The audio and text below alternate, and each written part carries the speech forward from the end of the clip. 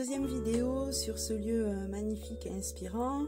Je me permets de faire une voix off, comme ça je vais pouvoir partager avec vous quelques astuces au niveau de l'aquarelle que j'ai réalisée à Sorgues, dans une cabane où là l'inspiration est facile à avoir. Donc à peine on arrive sur les lieux, mes pinceaux me titillent comme d'habitude. Et avec la complicité de ma fille qui tourne les images, je vais pouvoir vous montrer ce que j'ai réalisé. Mon matériel, un chevalet, un bloc aquarelle, 2 pinceaux et un pot pour l'eau. Quand vous arrivez sur un lieu, d'abord il faut faire le cadrage, voir ce que quand même vous allez vouloir réaliser, ou sinon vous allez faire quelque chose qui n'a pas de sens, ou alors vous allez trop vous égarer. Là, vous voyez, l'ambiance est quand même assez apaisante. On voit rapidement les reflets dans l'eau, que le ciel a une grande importance. Donc moi, je commence par poser quelques nuages. Je choisis un bleu céruléum. C'est un bleu qui est assez clair. Et je le passe avec un pinceau qui est très détrempé. Et qui permet ainsi de faire glisser le pigment.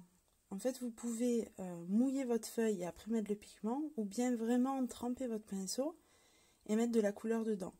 Moi, c'est ce que je préfère faire en première partie. Donc, mouiller beaucoup mon pinceau, mettre de la couleur et l'appliquer sur ma feuille. J'aime bien quand c'est pour trouver des sensations, me mettre sur un chevalet, parce que comme ça, si vous voulez, le pigment glisse un petit peu sur la feuille et ça fait des effets assez sympas et assez rapidement. Donc là vraiment c'est une aquarelle qui est quasiment gouachée, c'est-à-dire qu'elle est quasiment pas diluée dans l'eau, le pinceau est mouillé, mais voilà, c'est quelque chose d'un petit peu lourd, mais ça permet de vite monter le paysage. Pour le plan où il y a tous les arbres, etc., je choisis simplement une couleur déjà préparée dans un godet et je l'applique de manière plus ou moins forte. Ce qui veut dire qu'en fait, entre deux, j'enlève un peu de peinture en mettant mon pinceau dans mon pot d'eau. Et après, comme vous pouvez le voir, je retourne quasiment pas dans ma palette. J'utilise en fait les peintures très forte que j'ai posée sur mon papier pour pouvoir poser toutes mes couleurs. Pour réaliser cette étude, j'ai pris un pinceau plat assez large et en fait selon ce que je fais, je l'utilise ou sur la tranche ou complètement à plat. Là, une petite astuce, vous voyez, pour les arbres, en fait j'ai mis 2 teintes sur mon pinceau et je tamponne mon pinceau sur le papier et ça forme ainsi un dégradé. Donc sur le côté droit j'ai mis du foncé, sur le côté gauche une couleur plus claire, et hop, en faisant des petits allers-retours, l'arbre se monte et ça crée ombre et lumière. Là c'est vraiment pour trouver rapidement les sensations, parce que en fait il est je crois 5h30 quand je réalise l'aquarelle. J'ai pas beaucoup de temps, la lumière change très vite, du coup il faut être assez efficace. Donc là je vous mets quasiment la totalité des images que ma fille a pu tourner. Donc l'aquarelle elle a été réalisée en 10 minutes, il faut pas mettre plus de temps quand vraiment vous voulez capter en fait la lumière et les sensations. Ensuite vous voyez, je pars dans la partie lac. Là, je vais pas vraiment m'intéresser à tout ce qui est couleur, je vais plutôt m'intéresser aux effets d'eau, aux reflets.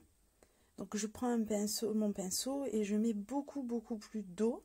Et pareil, j'utilise finalement la couleur que j'ai déjà mis sur le papier. Donc là, je monte mon dessin, je cherche un petit peu la perspective et je vais mettre des couleurs un petit peu plus claires dans la partie haute. Et cette même couleur, je vais la remettre dans la partie concernant l'eau.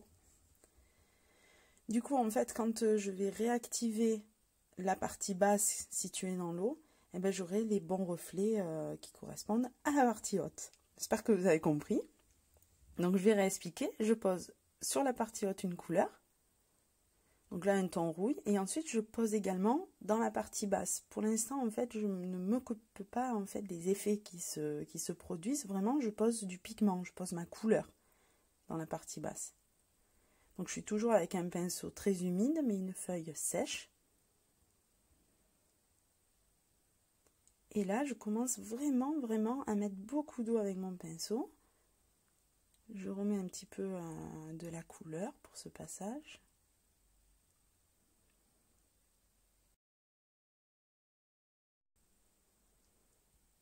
Voilà, donc l'astuce est toujours la même, hein. Je mets de la couleur en haut et à chaque fois je la reporte en bas. Comme ça je suis sûre d'avoir les bons reflets au bon endroit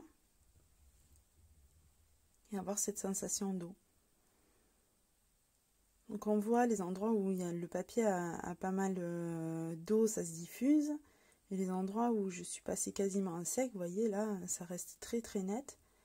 Il n'y a pas de diffusion de l'aquarelle sur le papier. C'est ça qui me plaît en fait, c'est que ce soit aléatoire comme ça, moi ça m'intéresse beaucoup. Laisser faire la couleur. Donc là voilà, je trouve qu'il n'y a pas assez de brun, donc j'en rajoute pour arriver à créer le reflet. Et le fait qu'il y ait de l'eau déjà quand même sur mon papier par rapport à ce que j'ai fait juste avant, ben, il y a des endroits voilà, où ça se fuse et des endroits vous voyez, où ça se pose vraiment. Là je tamponne, on voit vraiment que mon aquarelle est posée sur le papier. Là j'ai mouillé mon pinceau, je l'ai même rincé pour pouvoir venir ajouter de l'eau à des endroits. Et là je repars à sec.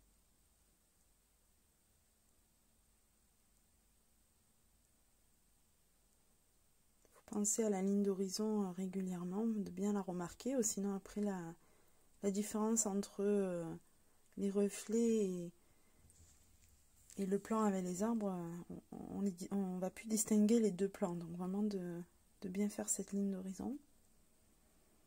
Là j'ai mouillé mon pinceau et j'ai remis ma couleur bleue afin de remettre quand même cette couleur bleue du lac. Là j'ai rincé le pinceau et je mets uniquement de l'eau. Et en posant cette eau, voilà, hein, j'amène avec moi les couleurs qui sont déjà présentes sur le papier. Vous voyez, les effets d'eau se font comme par magie. Hein. L'aquarelle, c'est ça qui est très agréable. Donc en fait, l'astuce là, c'est vraiment d'avoir son papier à la verticale et de mouiller régulièrement certaines zones du papier et laisser agir l'aquarelle. Il ne faut pas forcément la guider à chaque fois. Là, vous voyez, là, regardez, hop, j'ai posé ma touche.